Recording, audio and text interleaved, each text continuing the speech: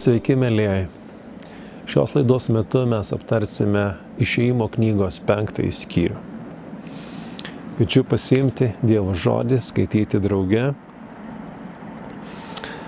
ir pažvelgsime, kągi Dievas nori mums pasakyti per šį skyrių, per šią Biblijos ištrauką. Pradėkime skaityti nuo pirmos eilutės. Mozė ir Aronas atėję tarė faraonui. Taigi mes matome, kad Mozė jau Egipte, skaitėme 4 skyriuje, kad tauta patiki Mozės pasiuntimu, pašaukimu. Tauta patiki, priima jį. Kitas žingsnis, Mozė dabar jau pas faraoną. Pažiūrėkime, kaip jam seksis įtikinti faraoną, jog šis turi paleisti Izraelį, pagarbinti savo Dievo. Mozė ir Aronas atėję tarė faraonui. Taip sako viešpats, Izraelio Dievas, išleisk mano tautą, kad jie aukotų man dykumoje. Faraonas atsakė, kas yra jūsų viešpats, kad klausyčiau jo balso ir išleisčiau Izraelį. Aš nepažįstu viešpaties ir neišleisiu Izraelio. Štai mes matome, vyksta būtent tai, ką Dievas ir kalbėjo Mozei, sakydamas, kad aš užkietinsiu faraono širdį. Ir mes matome, kad faraonas nenori nieko girdėtis, yra visiškai pilnai užkietintas, pilnai užsispyręs. Ir sako, aš nepažįstu viešpaties ir neišleisiu Izraelio. Jie sakė, Hebrajų Dievas mus pašaukė, prašome, leisk mums keliauti 3 dienas į dykumą ir ten aukoti viešpačiu mūsų Dievui, kad jis nebaustų mūsų maru ar kardu. Mozės Arono net lyžta, jie toliau maldauja ir prašo faraoną išleisti. Egipto karalius jiems atsakė, Mozė ir Aronai, kodėl atitraukite žmonės nuo jų darbų? Eikite savo darbų dirbti. Kitaip tariant, faraonas sako, užtenka čia kalbėti, užtenka čia tuščia žodžiauti, užtenka čia gaišinti mane ir save, eikit dirbti. Ir tautos netitraukit nuo darbų, netrukdykit žmonėms dirbti. Žmonės turi dirbti. Toks Egipto karaliaus atsakymas. 5 eilutė. Matote, kiek daug žmonių yra krašte, o jūs atitraukėte juos nuo darbų. Žodžiu, mes matome, kad faraonas apkaltina Mozę ir Aroną tuo, kad jie atitraukia žmonės nuo darbų, kitaip tariant, jie kenkia Egipto verslui, Egipto ekonomikai. Mažėja našumas darbo, mažėja produkcijos, mažėja pelno, mažėja pajamų. 6 eilutė. Tą pačią dieną faraonas įsakė darbų prievaizdams ir vadovams. Nebeduokite kaip iki šiol žmonėms šiaudų plytoms gaminti. Jie patys tegul eina ir prisirenka šiaudų. Tačiau reikalaukite iš jų tokio pat plytų skaičiaus, kokį jie lig šiol pagamindavo. Jo nesumažinkite, nes jie dykinėja ir todėl šaukia, išleisk mus aukoti savo Dievui. Duokite jiems daugiau darbo, tegul dirba ir nepaiso tuščių kalbų.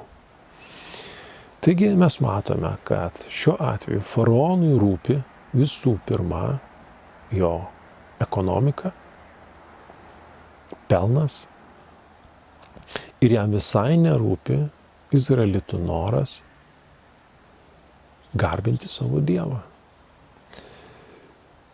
Sumanymas pagarbinti savo Dievą jam atrodo tuščiomis, beprasmėmis kalbomis, laiko gaišinimu, atsitraukimu nuo darbo, žodžiu, tuštybė.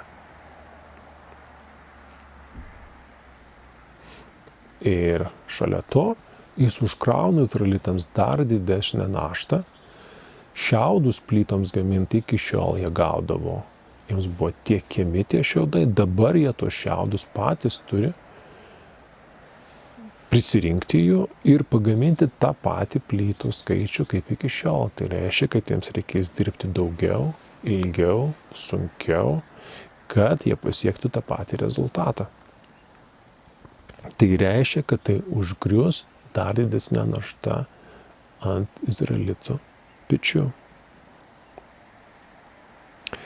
10 eilutė. Darbų prievaizdai ir vadovai išėję kalbėjo, taip sako faraonas, aš nebeduosiu jums šiaudų, eikite ir rinkite, kur rasite, tačiau turėsite padaryti tiek, kiek ir anksčiau. Žmonės išsisklaidė po visą Egipto šalį rinkti ražienų vietoje šiaudų. Prievaizdai spaudė juos sakydami, atlikite dienai skirtą darbą, kaip anksčiau, kai gaudavote šiaudų. Ir izraelitus, kuriuos faraono prievaizdai buvo paskyrę darbų prižiūrėtojais, mušė, sakydami, kodėl vakar ir šiandien nepagaminote nustatyto plytų kiekio kaip anksčiau. Taigi mes matome, kad prasideda smurtas prieš tos prižiūrėtojus, kurie izraelitų prižiūrėtojai prižiūrėdavo izraelitus jau darbuose, pamatė, kad plytų nepagaminama pakankamai, pagaminama jų per mažai, faraono prievaizdai ėmė spausti tuos izraelitus prižiūrėtojus, ėmė juos mušti. Šiuo mes matome, kad Mozės ir Aarono mintis apie išėjimą pagarbinti Dievą izraelitams atnešė ne galimybę išeiti ir pagarbinti Dievą, bet atnešė dar didesnių bėdų, dar didesnių problemų, dar didesnį suspaudimą. 15 eilutė. Izraelitų prižiūrėtojai atėjo verkdami ir skundėsi faraonui, kodėl taip elgėsi su savo tarnais. Taigi tie izraelitų prižiūrėtojai dabar eina tiesiai pas faraoną ir skundžiasi, verkdami, kodėl mums taip padarė, kodėl užkrovė šią papildomą naštą. Šiaudų nebeduoda, o mums liepia gaminti plytas. Be to tavo tarnai dar mušami, nors kalti dėl to yra tavo žmonės. Jis, tai yra faraonas, atsakė, jūs vien tik dykinėjate. Todėl sakote, išleisk mūsų aukoti viešpačiui. Taigi dabar eikite, dirbkite. Šiaudų jums neduos, tačiau nustatytą plytų kiekį privalote padaryti. Taigi mes matome, kad faraonas yra nepalenkiamas savo sprendime, našta išlieka, šiaudus reikia susirinkti patiems, plytų padaryti reikia tiek pat, kiek iki tol, taškas. Priešingo atveju, faraonas sako, jūs dykinėjate, dėl to natūralu turite daugiau dirbti, kad nekiltų minčių apie tai, kad nebūtų vietos jums mintims apie tai, kad reikia išeiti kažkur į dykumą, pagarbinti Dievą ir panašiai. Nes sako, visa tai yra tuščios kalbos. Tam, kad tos mintys nekiltų, daugiau dirbsite. Padidintų darbo krūvių faraonas nori išlaisvinti, kabutėse išlaisvinti izraelitus nuo, vėlgi kabutėse, tuščių minčių apie Dievą. Tuščių minčių apie sielos, apie savo sielos gyvenimą, apie savo vidinį gyvenimą, apie dvasinį gyvenimą. Faraono akimis gyvenime egzistuoja vien tik tai, kas materialu ir apčiuopiama. Vien tik darbas ir vien tik tas produktas, kurį tu tuo darbu sukuri. Visa kita neegzistuoja, visa kita tušti tauškalai, visa kita nereikalinga. Tokia yra faraono filosofija, tokia yra jo mintis ir to jis verčia laikytis izraelitus. Ir kaip pritaikymą šiandienai galime atrasti atitikmenys su šia istorija šiandieną. Ir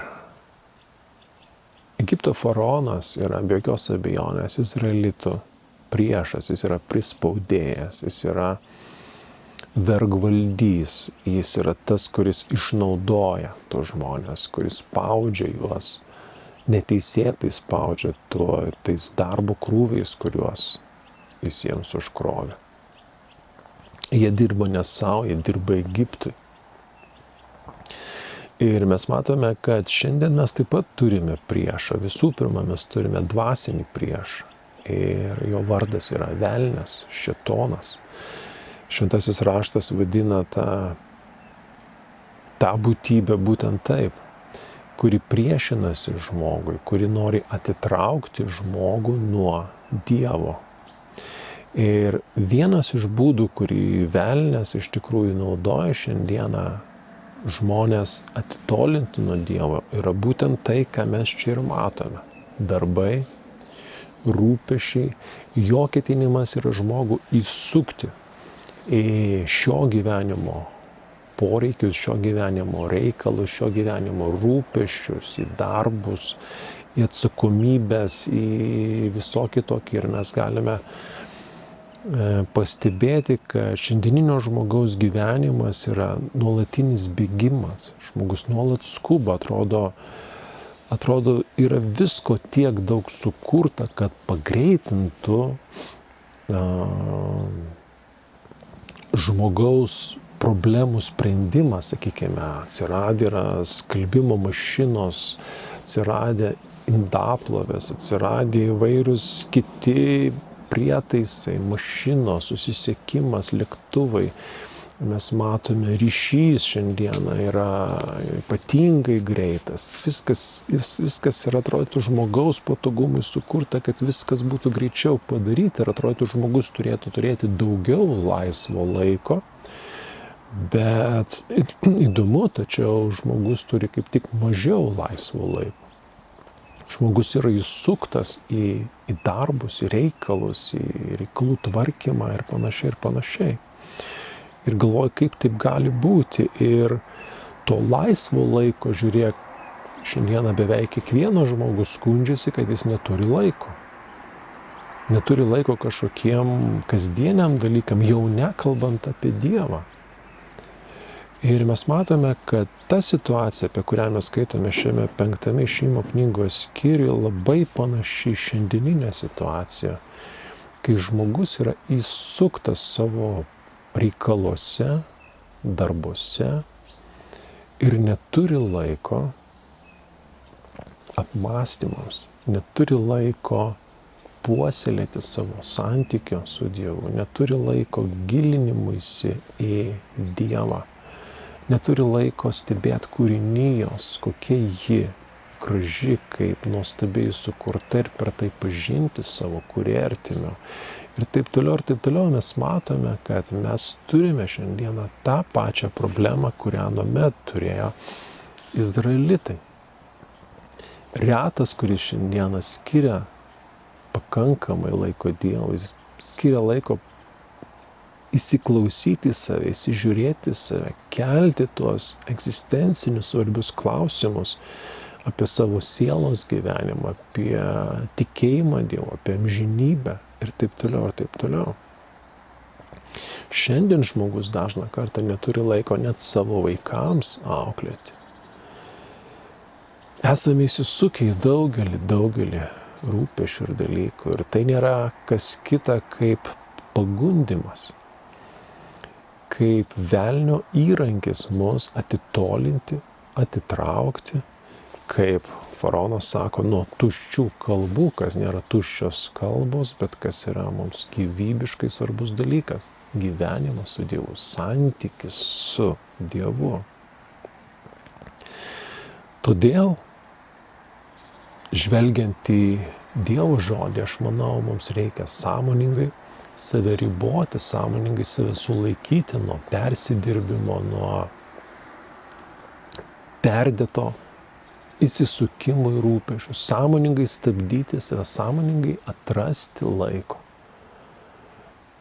nekalbant jau apie artimus žmonės, savo šeimą, ne tik, bet tai būtinai, bet taip pat ir Dievui. Taip pat ir Dievui, tam, kad mes galėtume išeiti 3 dienom į dykumą, kaip mes čia skaitome, kad mes galėtume atsiskirti, skirti tam tikrą sąmoningai, atidėtą sąmoningai atskirtą ir skirtą laiką Dievui. Bet šiandien mes matome, tai yra kaip iššūkis, šiandien mes matome, kad tai yra kaip pagundimas, kurį mes turėtume įveikti. Ir atidėję visą, išeiti pas Viešpatį, išeiti, susitikti su juo, išeiti ieškoti jo, išeiti, skirti laiką, skaityti Dievo žodį, bendrauti su juo, melstis.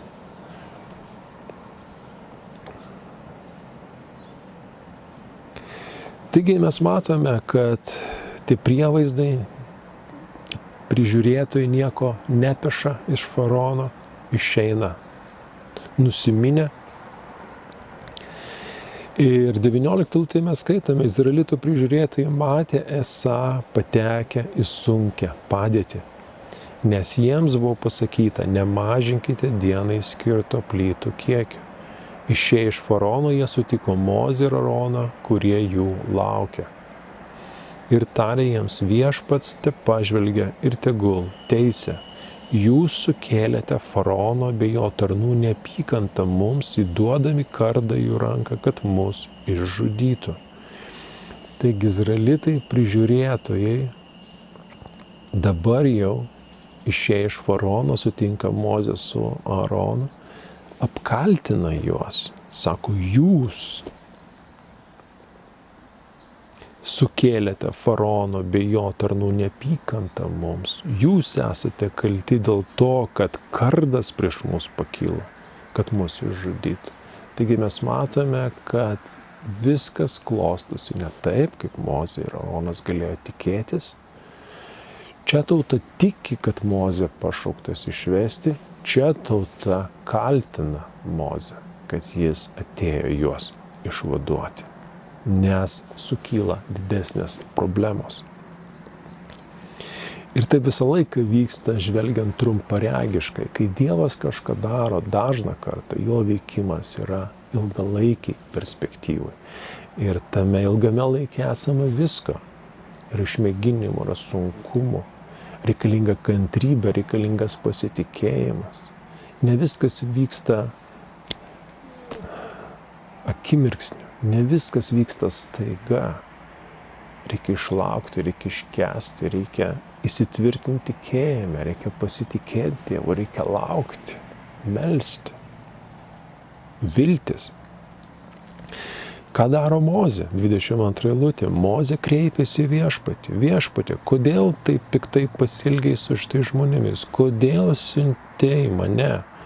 Nuo to laiko, kai nuėjau pas faraoną kalbėti tavo vardus, dar blogiau elgėsi su mano tauta. Tu neišvadavai savo tautos. Mes matome, kad ir Mozė dabar jau savo ruožtų priekaištauja Dievui. Prižiūrėtojai priekaištauja Mozei, Mozė priekaištauja Dievui, kurį jis siuntė. Sako, kodėl mane siuntėjai? Kodėl taip piktai pasielgei su savo žmonėmis? Nuo to laiko, kai nuėjau pas faraoną kalbėti tavo vardus, dar blogiau elgėsi su mano tauta. Tu neišvadavai savo tautos. Tai buvo pats pirmasis bandymas, su labu pirmas bandymas kreiptis į faraoną. Ir Mozė tikėjosi, kad viskas bus gerai. Bet sako, tu neišvadavai savo tautos. Jau po pirmo karto Dievui priekaištauja Mozė. Tu neišvadavai. Bet ar Dievas žadėjo išvaduoti po pirmo kreipimosi į faraoną? Atvirkščiai Dievas sakė, aš užkietinsiu faraono širdį. Faraonas neišleis jūsų. Taigi mes matome, kad laukia ilgas kelias. Tas išvadavimo, išgelbėjimo kelias nebus trumpas, jis bus ilgas. Mozė dar to nesupranta. Bet jam teks tai suprasti, pažinti ir visą tą kelią praeiti. Taip ir mes. Žiūrėkime, pasimeldę po 10 minučių, išvydę atsakymo, nusimenam, priekaištaujam, nusiviliam, nebesimeldžiam, Dievas negirdi, Dievas neatsako. Bet kai aš skaitau šventąjį raštą, matau, kad bendrystė su Dievu, Dievo veikime esama dažną kartą to išsitęsusio laiko faktoriaus. Dažną kartą Dievo reikia laukti, kantriai, nuolankiai, ištveriant. Mes matome, kad situacija dar labiau pablogėja, dar labiau pagilėja problema po to, kai Dievas siunčia, po to, kai Jis žada išvesti. Ir tai vyksta mūsų gyvenime. Neretai Dievas pažada kažką. Mes imamės ir staiga viskas ima griūti, slysti iš po kojų. Ir sakom, Dieve, kur tu? Ar aš blogai išgirdau? Ar tu mane apskritai kalbėjai? O taip, Dievas kalbėjo, tiesiog jo veikimo būdas neretai yra toks. Ir mes turime tai pažinti, to mokytis. Tam, kad mūsų pasitikėjimas juo taptų tvirtesnis, besąlygiškesnis, neįtakojamas aplinkybių ar kitų žmonių, ar mūsų pačių jausmų, kad mūsų tikėjimas remtųsi jo žodį, ne į tai, kas mūsų supa, ne į tai, ką regi mūsų akis, bet į tai, ką girdi mūsų širdis iš jo lūpų. Taigi, nesileiskime velnio sugundomi tuo, kad mūsų gyvenime nebelieka laiko Dievui. Sąmoningai atstumkime nuo savęs tą užimtumą, kuris yra perdėtas, kuris yra nereikalingas. Sąmoningai išskirkime laiko dalį Dievui, kuris bus skirtas vien tik jam, bendravimui su juo, mąstymui apie jį, gilinimuisi į jį, siekimui jį pažinti, į jį įsiklausyti. Tai atneš didelę palaimą, didelę ramybę mūsų sielai, tai atneš aiškumą ir užtikrintumą į mūsų gyvenimą, atneš stabilumą ir pasitikėjimą. Atneš palaiminimą ir Dievo apsaugą į mūsų gyvenimą. Tai teiks sveikatos tiek mūsų sielai, tiek mūsų dvasiai, tiek ir mūsų kūnui. Kai tinkamai ilsėsimės, tinkamai leisime laiką su Dievu, ateis harmonija, ateis harmonija mūsų gyvenimo. Trauksis chaosas, trauksis nuovargis, trauksis ligos, trauksis stresas, įtampos. Jei taip gyvensiu, jei skirsime, jei išeisime į dykumą, sąlyginai dykumą, vaizdingai kalbant, į dykumą. Dykuma simbolizuoja tai, jog yra tuščia, dyka, ten nieko nėra, nieko patrauklaus akiai, nieko patrauklaus mūsų sielai. Tai yra dykvietė, kur esi tu ir yra tavo Dievas. Eikime į dykumą, ieškoti viešpaties veido ir jį regėsime. Ačiū, kad klausėtės, ačiū, kad buvote kartu. Tai iš tikrųjų be galo brangios mintis, svarbios mintis, aktualios mintis. Laikykimės jų. Pasilikime tame. Dievas te gausiai laimina savo ramybę ir artumą. Sudie.